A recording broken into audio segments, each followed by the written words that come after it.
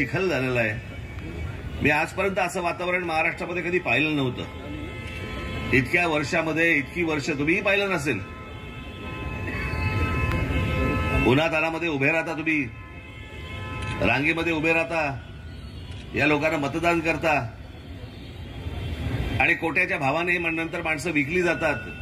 आज ह्याची सत्ता, उद्या ह्याची सत्ता, उद्या ही माणसं ह्याच्याकडे, उद्या ही माणसं ह्याच्याकडे.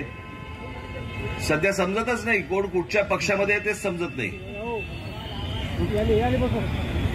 आणि मला असं वाटतं की याचा तुम्हाला राग येतो की नाही येत. या असल्या गोष्टींचा राग व्यक्त करायची जी जागा आहे ना, ती येणारी विधानसभेची जागा आहे, निवडणूक आहे ती. त्यावर तुमचा राग व्यक्त झाला पाहिजे. आणि तुम्ही जर असेच राहिलात तर तुमच्या नशिबी अशीच माणसं येणार, अशीच सरकार येणार.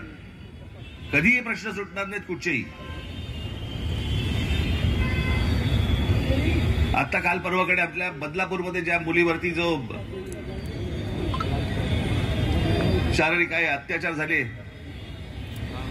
बलात्काराचा प्रयत्न झाला, आज एक घटना महाराष्ट्र नवनिर्माण सेनेच्या आमच्या महिला सेनेने ती बाहेर काढली गोष्ट. तेव्हा लोकांना कळली, तोपर्यंत दाबून ठेवली होती गोष्ट.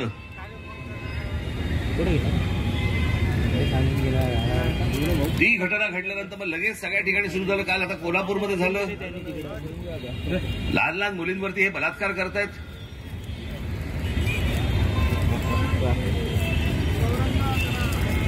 हा माणूस आज पाहिजे होता. आज ही महाशक्ती जी आहे ना, ही आज पाहिजे होती.